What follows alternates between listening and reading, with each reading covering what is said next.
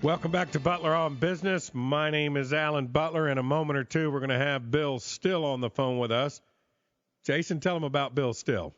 Bill's an interesting character. He's got basically a two-pronged plan that he thinks that if we could accomplish with a constitutional amendment, that we could really right the sinking ship of America in a matter of months.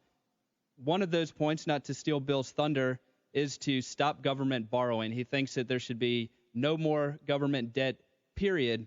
And the second one is a little more interesting, and I want to get into it a little bit with him.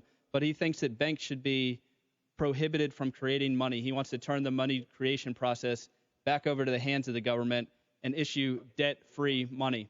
So he's got basically 2 points here that he thinks that can entirely right the ship. Let him make the point, but tell him how they can watch his documentary. Sure. He's got a great documentary. It's called The Secret of Oz. You can go to www.secretofoz.com to check out that. It is really interesting. It tells a story of the Wizard of Oz, a lot of the symbolism there, but then goes into detail about our monetary system itself and talks about fractional reserve lending and the history of our government issuing this debt money. Well, it's an excellent documentary. I suggest you Google it, find it, and go for it. Bill, how you doing today? I'm doing great.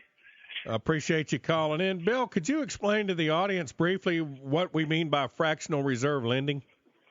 Well, it's real simple. You don't have to go into technical details. All you have to say is that right now, under current international banking rules, which govern the rules of the Federal Reserve, banks get to lend out money they do not have. And in fact, for the past 50 years, that amount has been about 10 times the amount of money that they actually have. And now that's been raised to 12 times the amount of money they actually have.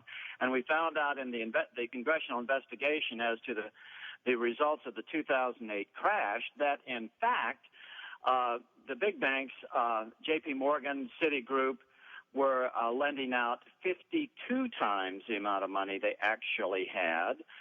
Freddie and Fannie were lending out 72 times the capitalization they actually had. And Goldman Sachs was lending out 333 times the money they actually had. And just President Obama got on TV and actually had the gall to say that what we need to do is eliminate the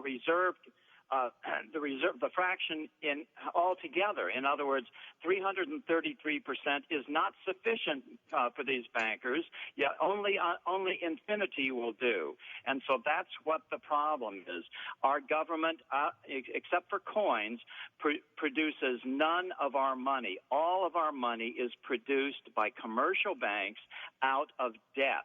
That's why when you see the chairman of the House Budget Committee get on TV and say something like, well, we've got to reduce spending so that we can pay down the national debt, he either actually doesn't basically understand what the national debt is, all of our money, or he's lying. And I give him the benefit of the doubt and just think that the bankers have confused him, and so that he doesn't understand it. Because to even hold the amount of debt stable would cause a horrific economic crisis at this point, much less you can't reduce it. To reduce the amount of debt is to reduce the amount of money. Can you imagine reducing the amount of money in circulation at this point? No, the bankers only have one trick left.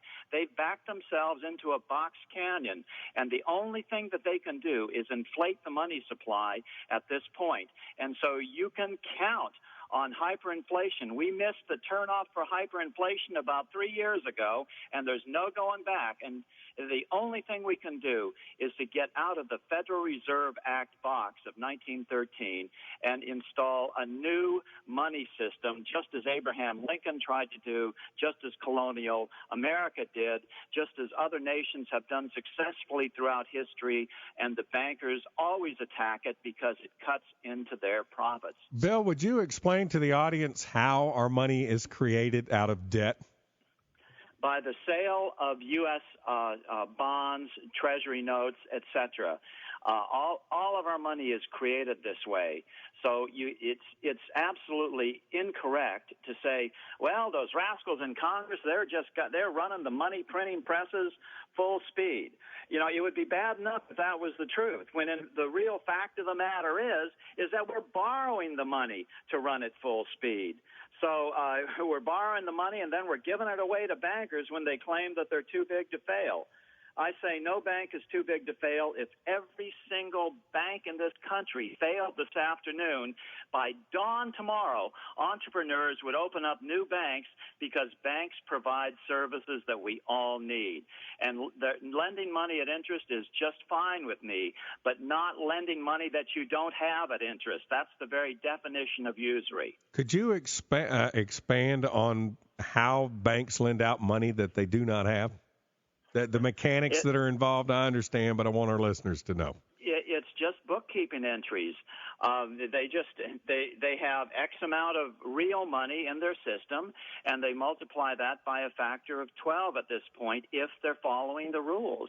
They just get to make it up out of thin air. It's not even paper. It's not nothing. It's nothing but little numbers in an electronic ledger book in a computer. And then when the bills don't get paid, the U.S. taxpayer runs and bails them out. Well, that's right. On the basis of we're going to crash the economy, if you don't bail us out. And when you look at that's why I produced. That's why I go into the history, the monetary history of the United States. I think that's so important because it shows that this has been the same. It's a one-trick pony, time and time again throughout history. That's exactly what the bankers do every so often.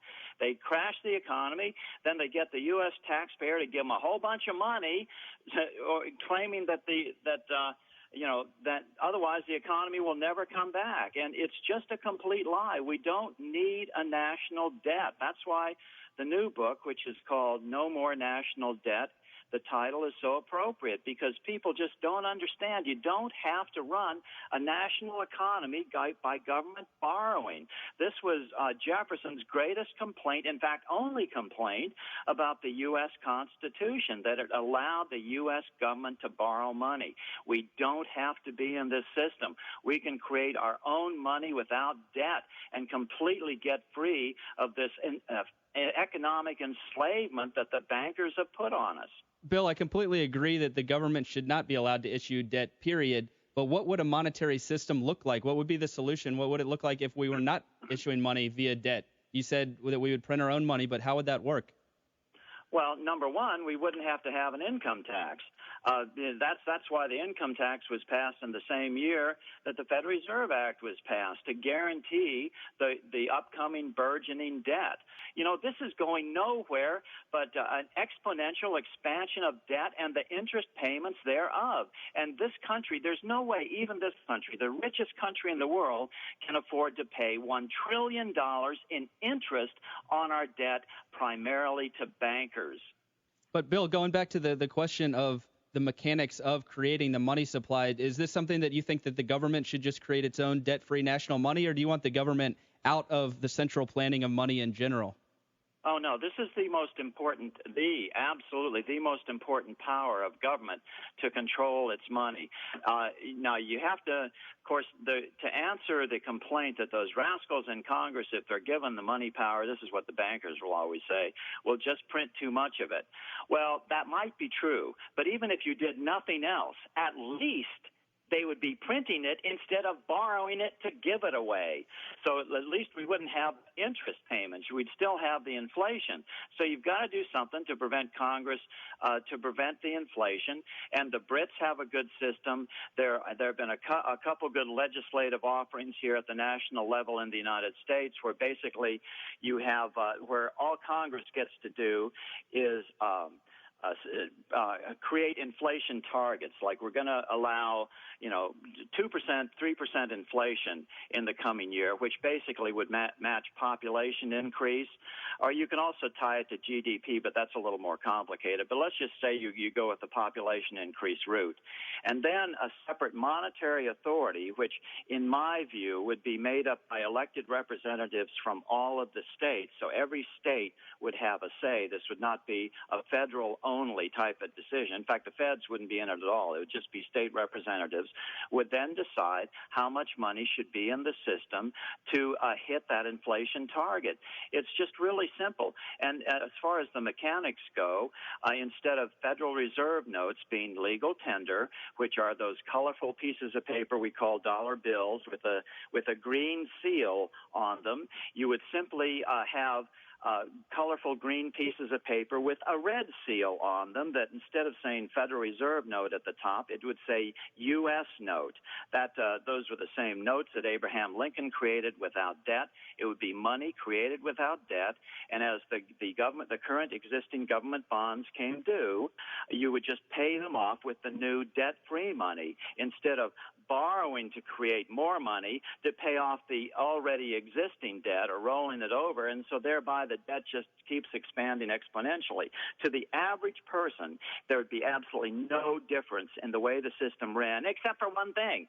You wouldn't have to pay income tax and a lot of other taxes. Bill, now how do they get to your new book? You can get it by going to billstill.com, or you can get it on Amazon.com.